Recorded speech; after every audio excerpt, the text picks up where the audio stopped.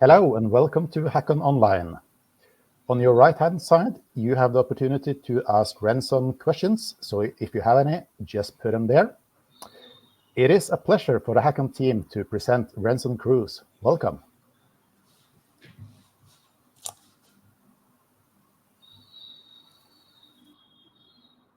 All right. Good morning, good evening. Can you guys hear me? Can you just confirm if you can hear me loud and clear?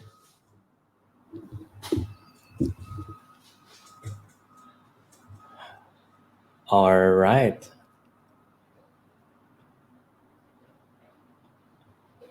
Okay, so I think I can start now. Let me just again share my widescreen down here. And there you go. Okay, so the title of my topic for today is all about the incident response cases and the threat research that we did from last year, 2023. And we're going to discuss also some of the evolving trends that we've seen from the wild from January up until this month, which is really absolutely fascinating because of so many vulnerabilities that's coming and popping up just the first quarter of this year. And this is just a quick introduction for myself. My name is Renzon Cruz. I work for a company called Palo Alto Networks. I'm part of the team called Unit 42. So basically, Unit 42 is the consulting arm of Palo Alto Networks, who does a lot of incident response, threat intelligence, as well as digital forensics. I've been in the industry now for almost a decade and a year, almost 11 years doing IR. I used to do a lot of SOC threat monitoring kind of thing, threat hunting, and then now I'm a full-time DFIR guy. I'm also a contributor from a group called the DFIR Reports. I'm actually wearing our t-shirt right now, so shout out to the folks who works for the DFIR Report. Also co-founded a training center based in the Philippines called Guidem, and also a member of a CTF team called Hack Street Boys. All right, so here's my Twitter account. So if you want to follow, feel free to do so. Unit 42, just a quick slide related to our team. We are composed of almost 250 threat researchers now. It's a combination of threat intelligence folks, including incident response, who deals with a lot of threat research and also responding to a lot of incidents globally. And since we are part of the Palo Alto network, so we have a breadth telemetry coming from our 85,000 customers globally, and we collect all those telemetries together and then make sense out of it from the threat intelligence standpoint. We do have a lot of partnerships as well, not just from the private firms, but we also have partnerships from different law enforcement and also intelligence from the government sector.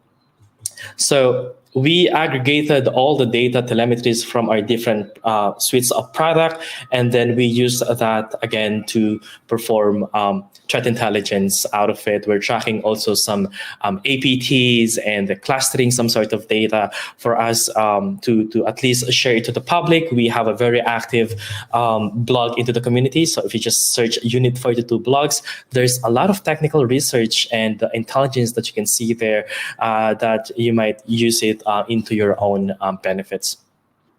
All right, so now going to my talk. So I'm going to start with a couple of statistics that we found so far. And again, the statistics that I'm going to show to you is all related from the incident response that we have responded from the last year. And we have a track record of at least solving and responding to incidents for almost 1,500 now on a yearly basis. And then we collect all these things together and then make a data analytics and going to present that to you later on.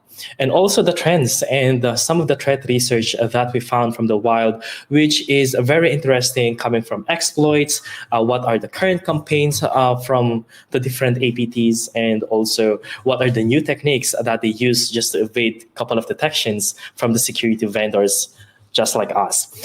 And also after all those threat research, we're going to talk about a specific APT called Muddled Libra. It is a well-known group called Scattered Spider, but from the Unit 42 side, we call it Muddled Libra. We've came into the point wherein we responded into almost 20 plus cases related to model Libra just last year, and then we dissect all their TTPs or tactics, techniques, and procedures so that we would understand on how we can defend them in the future. All right, so let me just kickstart here. Our 2023 initial access vectors coming from the Unit 42 incident response. So this is the reason how these threat actors get into the systems. You can see here that 38.6 is actually coming from a software/API vulnerabilities. All right, we've been hearing a lot of initial access. Could be via phishing, could be via vishing sort of things, or maybe a stolen credentials from the dark web. But from the last year's data that we have, the first one that we got here is through software vulnerabilities, meaning to say that a lot of mass exploitation happening coming from the different exposed devices, external entities, or third-party systems that you guys are using on your enterprise, and these are absolutely being exploited by these APT groups. From the second one here, we have also the previously compromised credentials. So if you hear about the group called IAB, or Initial Access Brokers, they love stealing credentials. They love getting access to the systems, dump your credentials, and sell it to the dark web. And that is their main reasons how this group is becoming very popular just last year. And also the third one here, which is we're very familiar with, is what we call social engineering and through phishing. It's not surprising to us. It's been there for almost 4 years now, but up until now, this is still part of a top 3 initial access vectors on how these threat actors gain access to your system, deploy all of their toolkits, ransomware your whole environment, and then also perform exfiltration coming from your personal and confidential data as we speak. From the incident response that we gathered last year, you can see here that these are the distribution of industries that we have assisted. The number one here is the professional and legal services. So there is actually a reason why the professional and legal services are getting exposed, and one of the favorite industry being attacked by these particular APTs and also ransomware. So when we talk about legal services, they normally employ a lot of private and confidential information of their clients. Clients were in fact maybe one of the largest or top 10, top 20 large companies in the world, and then those sensitive information, customers' data, clients' data are being stored with the legal firm. And not only that, but the legal firm as well is known to, I would say not everyone, but most of them doesn't know how to maybe secure the data. And this is the main point how this threat actor, or why this threat actor gets access to these legal services. It's just because that it's really a lot of private and sensitive information that you can gather easily and then maybe expose it to the public. And then that's how also they get money, because the professional and legal services is also a known industry that has a lot of money. So they try to perform harassment and also extortion from these industry. Second to the top is the high technology, healthcare, and also manufacturing. So there's a lot of manufacturing incidents that we dealt last year, wherein you can see that there's a lot of remote sites coming from, let's say, the headquarters who runs the operations, the productions, their main network systems, and then the remote sites doesn't have, or maybe having a minimal security visibility and monitoring, and they try to attack these remote sites, and then from there they can gain access to the centralized network or to the main network, and then that's how they also perform harassment and extortion. So there's a lot of stories that we posted in the Unit 42 blog related to that, something that we also need to take care of. All right, so as part of my role in Unit 42, I also do a lot of threat actor negotiations. So this is a service that we also offer for those ransomware victims, wherein we are the one who's doing negotiation on behalf of our clients. And then we have also a very good data that we can share to you today, wherein what is the initial demand from the ransomware perspective and what is the median of the total payment that was being done across the clients that we have responded. And then from the data theft side, we have at least 40% on the mid 2021. On the 2022, we had seen almost 70% increase. And then from last year, which is 2023, we had observed almost 82% of increase of our matters as of September 2023.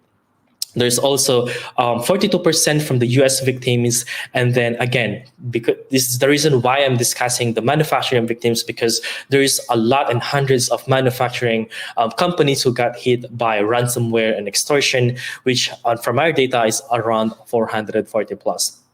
And then we've seen this news, I think around October or November last year, that there was this new form of harassment, as we call it, like the Black Hat, which is a ransomware attacker, which is a very famous one. They're the one who filed the complaint with the SEC in the US that an entity did not disclose an incident, right? So against one of its own victims. So if you're a victim of Black Hat and you're not the one, or you're not contacting them to perform at least negotiation, or you're not at least showing some interest about the valuable data that was stolen from this group, then the next thing that they're going to do as part of their harassment strategies is to file a SEC complaint on behalf of your company. Okay, so we've seen these new trends now to the ransomware operators, and Black Hat actually started this one, and we are still expecting this kind of behavior all throughout this year. Okay, so this is, again, a very valuable analytics or data that we had from Unit 42 since we're doing a lot of negotiation. So we have here at least the demand coming from last year around 20 million and 30 million US dollars as one of the highest peak of demand from our internal from our clients. And then also there was a payout that was done by one of our clients, which is almost total of 8.5 million US dollars. But when we talk about the media and the campaign, when we collect all of this information, we have at least 695,000 USD, which is like the normal ransom demand from these ransomware threat actors. And then the median ransom payment that was done by our clients is around 238,000 US dollars. The median negotiated ransom. So since we did some negotiation to them, our goal is to at least lower down all these costs from our client side. And then while we're doing that, we have at least a reduction percent of 53%. And this is now a rise of quantifiable extortion. So ransomware is not just trying to encrypt the data that you have. They're not just trying to steal all this data, but also they try to do a lot of harassment. They also do some DDoS or DOS attack against your web applications or your website so that your customers cannot just access your application or your company's profile. And then not only that, we've also seen another step of extortion from here that is being done by ransomware threat actors, wherein they're trying to seek for a very time-sensitive financial events, meaning to say that, let's say your company is about to acquire a specific maybe startup, or maybe you are in the process of a merging and acquisition kind of thing. And then once they publish the data that you guys have been compromised by this specific threat group, then there's a tendency or possibility that your stock will go down. And that is such a huge loss from your company, from the enterprise side. So this is another type of extortion that we've seen from last year. As part of Unit 42, we've been tracking a lot of vulnerabilities as well as exploited devices. So we have here, we've heard this last year a lot of times about MoveIt vulnerability, which is also tied up into a supply chain attack. There's also some remote code exploitation that is being recognized since last year. And actually this morning, I've heard a security vendor, one of the security vendors that we all know of, they also have an RCE into one of their VPN devices. And maybe you've heard about the Ivanti cases that started last January, and then up until now, like last night, there was a fourth CVE or fourth vulnerability that was detected, and this actually keeps us very busy from the internal standpoint. And also, I can imagine that a lot of IR firms are also very busy because of these type of vulnerabilities. Now, to my point, we cannot just avoid vulnerabilities. We should have at least, a basic patch management systems and program for us to deliver at least a good security hygiene within our environment. But these are just some notable vulnerabilities that we've observed from the wild, coming from Atlassian, Confluence. There's also a Cisco iOS vulnerability. And then from the ransomware side, there's a lot and uptick data when we talk about the Lockbit. Before it was 2.0, but right now there's also 3.0. There was also a lot of mentions from the dark web related to Clop. Clop was also claiming that they're the one who's performing a massive exploitation into the MOVEit vulnerabilities, and also Black Hat, which, by the way, got seized by FBI last week of December. And I think they're about to come back. There was some noise and also some intel that they actually came back already. So we're trying to monitor that kind of phase from the Black Hat community.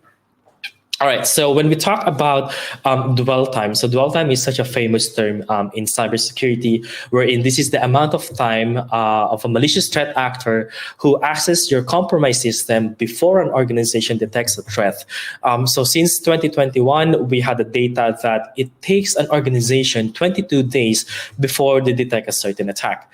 And in 2022, it really went down from 22 days up until 9.5 days. So we're actually doing great at some point.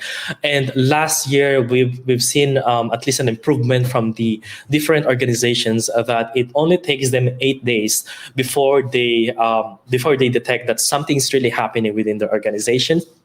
But this is something that we really need to talk about. Like, how about the median time of a compromise to exfil? So I mean to say that you guys got compromised already, but how long does it take for a threat actor to gather, to steal those data and upload those data into their own command and control channel, or what we call C2?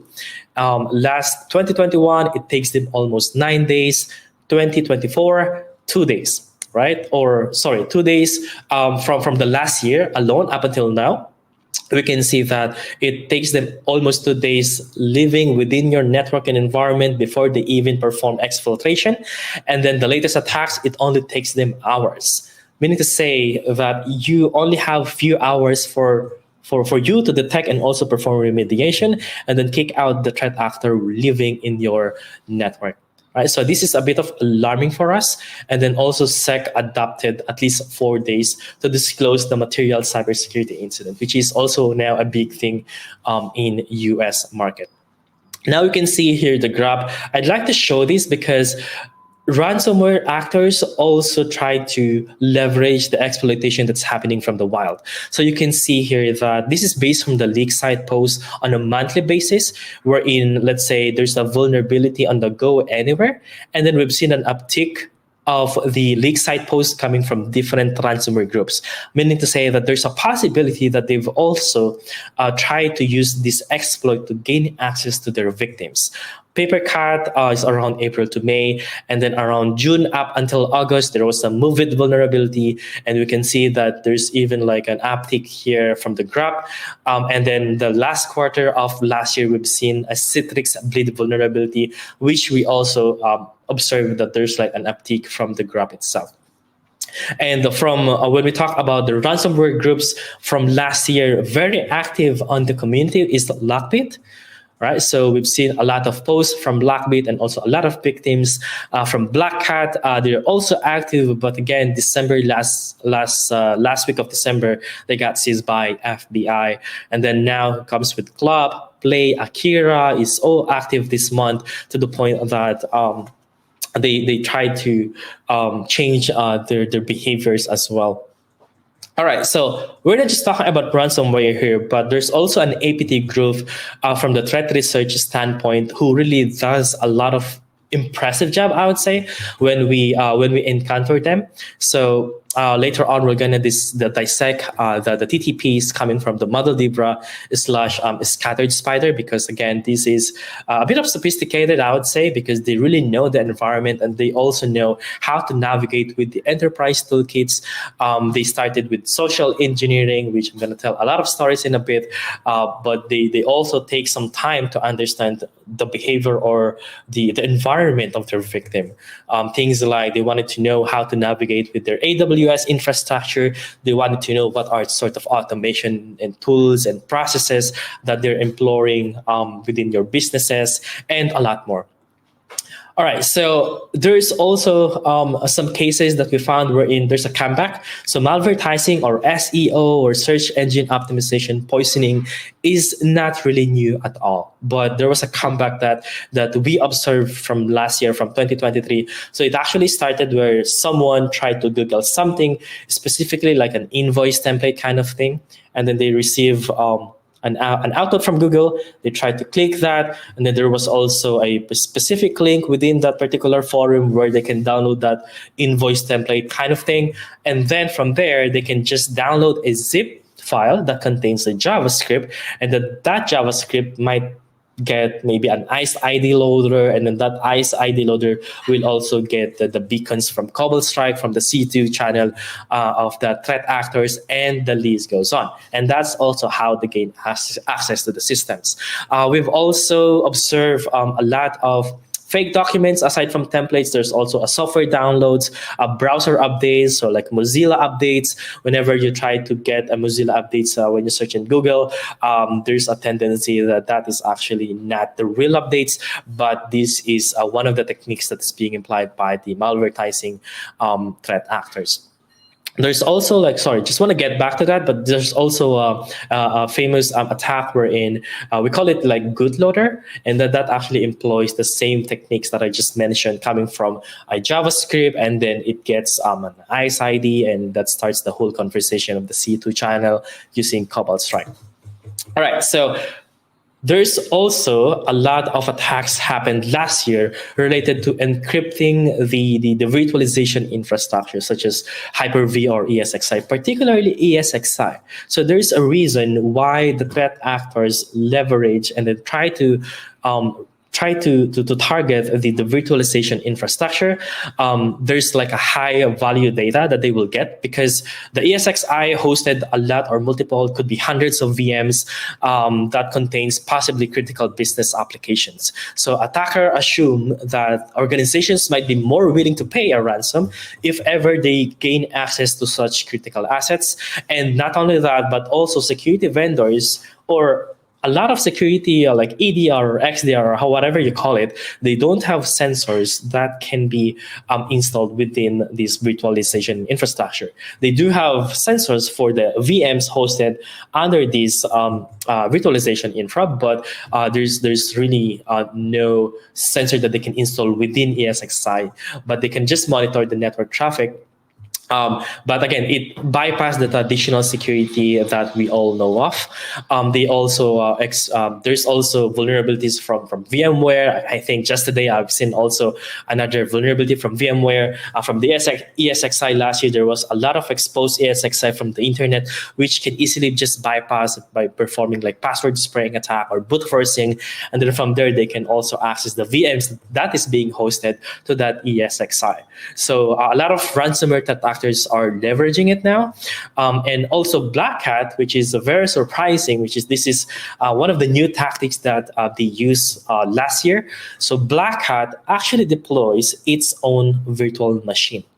All right, so they try to get VirtualBox running into that network from that victim, and then they will get their whole customized VM running on that VirtualBox, and then that VM contains a lot of toolkits so that they don't need to download it.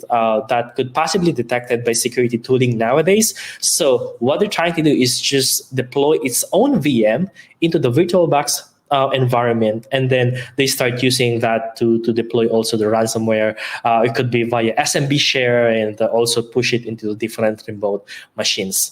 And we've seen this trend last year, and then it was followed not just by Black Hat, but also another threat actor group called Ragnar Locker.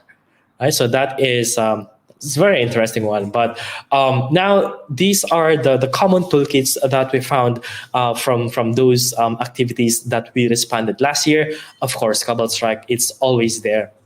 Most of the time, they leverage CobbleStrike because of the simplicity of its GUI. There's also a leak from CobbleStrike, as we all know of, coming from, I think, the version 4.1.1. That is the version that was leaked from the wild. So once that source data was leaked from the underground, a lot of ransomware threat actors get it and then also leverage it into their operations. There's also Metasploit cases that we found. Sliver is another C2 toolkit, which is an open source that you can easily download from GitHub, and also Brute Ratel C4, or what we call BRC4. So I'm going to talk about that in a bit because I have a use case and also an IR story related to BRC4. There's also a trend right now wherein when we talk about RMM, or remote management tools, that are heavily abused by the threat actors, not just the ransomware actors, but also the APT groups. There's also a reason behind it, because a lot of remote management tools that we observe being leveraged by these threat actors are actually legitimate. Some of it can be seen originally from the network side or from the victim side of things. Things like AnyDesk, LogMeIn, PuTTY, TeamViewer. These are very main or maybe very common tools that we use on a daily basis. But threat actors love to leverage it to at least avoid some sort of detections from different security toolkits. Talking about AnyDesk, like I think we've heard a lot of news from the past few weeks about AnyDesk that they got compromised as well. All right, so talking about CobbleStrike, we've been tracking a lot of CobbleStrike infrastructure nowadays, and we've seen a lot of thousands of samples by doing a monthly OSINT from a threat research perspective. It's still being used up until this year, and we can still see that this is still one of the top C2 framework that can be leveraged by the threat actors, at least in the future. If they don't use CobbleStrike, then it's going to be BRC4, right? So there's, again, the BRC4 was actually created by a guy called Paranoid Ninja on Twitter, but his real name is Chetan Nayak. He's an ex-offensive security professional who works from different security vendors before, and he started to be like a full-time dev and offer also the BRC4 to the public. Unfortunately, it was also leaked, and once it got started to be leaked, then this was also being leveraged by the threat actors. There's so much defense evasion capabilities out of the box. That's also the reason why these threat actors love BRC4. So this is an IR story that we've seen leveraging the BRC4. So there's this client who got hit by ransomware, and then when we tried to investigate the case, it pointed out into an initial access via phishing. All right, so that phishing campaign has an ISO file embedded that is being masqueraded as a LNK file, a PNG file. And then once the threat actor mount and also click that PNG file, it also gets the bootloader being installed to the environment. And then from there, the BRC4 Badger. So from the Brute Ratel side, we call it Badger. CobbleStrike called it Beacon. Once the BRC4 Windows service got installed into the system as part of persistence, then it performs a lot of reconnaissance. BRC4 also has its own features wherein you can perform a lot of LDAP queries side of things, and it gets a lot of Active Directory data that you can leverage when you try to compromise the whole Active Directory from that environment. And then they also perform data exfiltration using Article and WinSCP, after that, they started compromising and encrypting all the machines that they have access into, and then they also modified the GPO in one of the domain controllers so that it automatically deploys the ransomware on a scheduled task basis. And then from there, they tried to demand a huge amount of money, and then they wanted to be paid via Monero if the client or the victim doesn't have any sort of Bitcoin cryptocurrency on their own wallet. So this is like the attack kill chain that we observed from the last year's incident leveraging BRC4.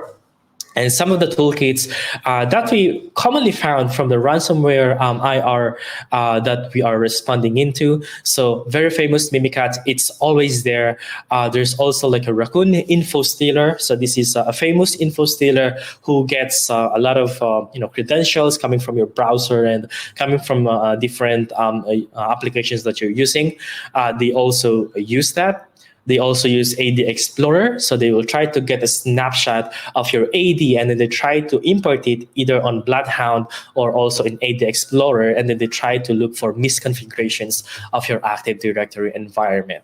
There's also like a PowerShell script that you can easily just get into GitHub. So it's just a matter of a one-liner PowerShell script that you can just call using PowerShell, and then there's like an adrecon.ps1 who performs a lot of recon on an automatically fashion, and then it gives you an HTML format report that will tell you, hey, these are the users that you can leverage. These are some of the misconfiguration groups that also you can abuse. When they're trying to perform discovery and internal recon, they also deploy some sort of tools that we know of, like advanced port scanner or IP scanner, angry IP scanner as well. They love using that. There's also a tool called NetScan, which is a common tool that they leverage for them to gain access to the whole lot of network IP ranges that they have from that victim side. And as just what I've talked about RMM or the remote management, these are some of the common tools that they leverage. They try to download it, deploy it to your systems, or sometimes it's already existing within that victim's environment, which makes them much easier to use and leverage.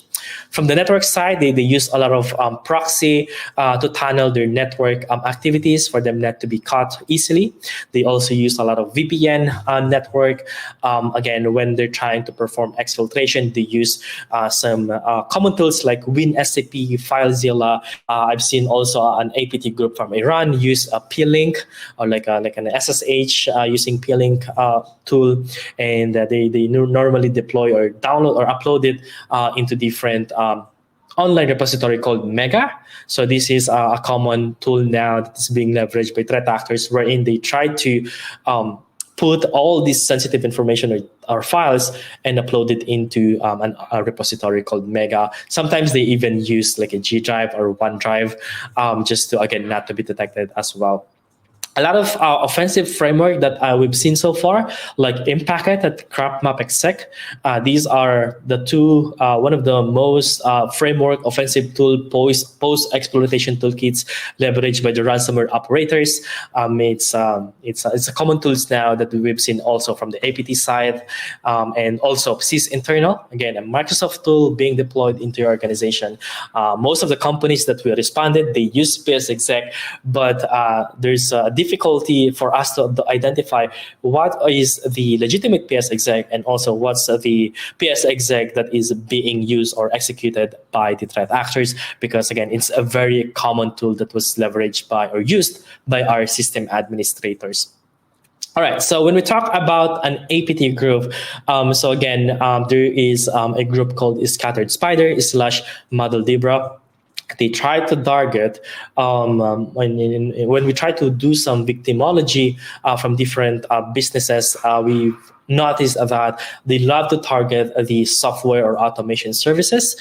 They love to target also the BPO or the business processing or process outsourcing, because there's a lot of critical services that these organizations uses. And they also support and also stored a lot of customers' data processing or software development, which makes them a very highly valuable target. Aside from that, we've also seen a couple of telecom.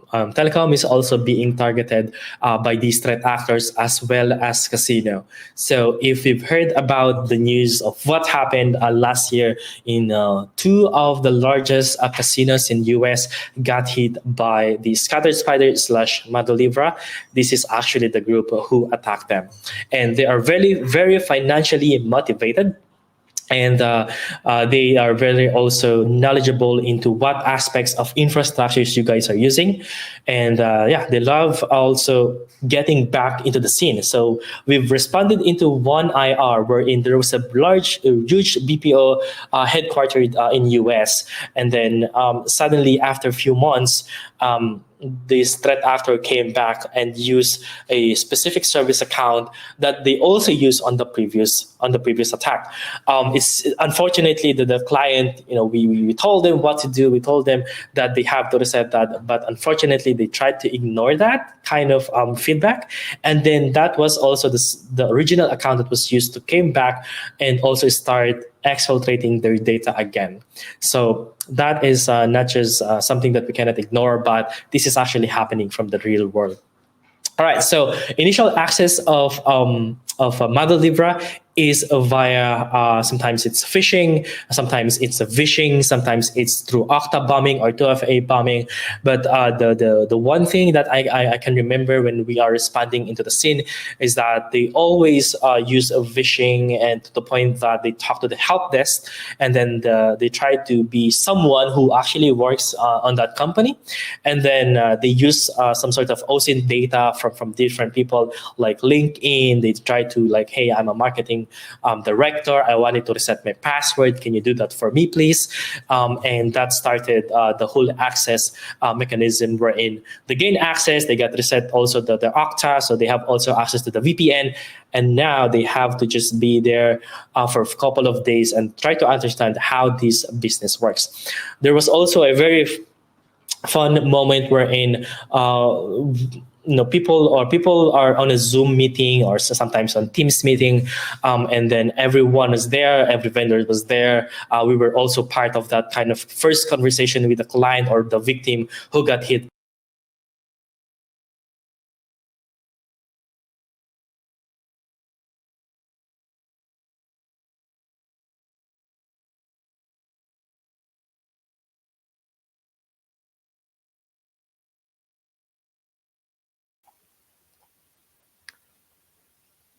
It seems like we lost Renzon there. Let's give him a few minutes to see if he can get online again.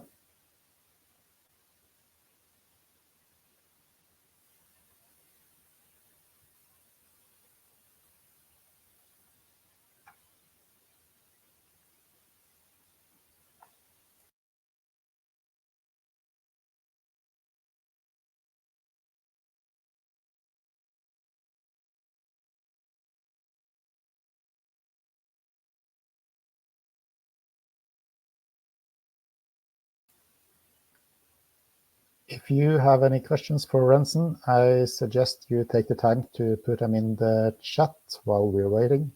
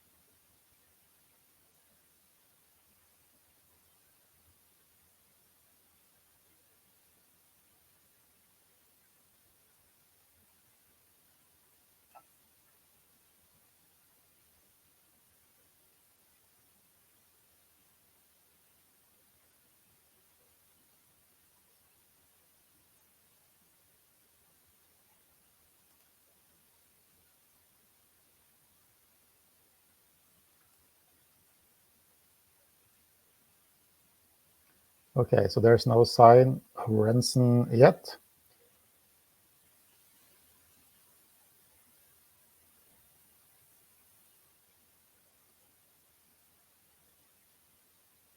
He's currently working from Dubai, so I guess the internet connection there went down.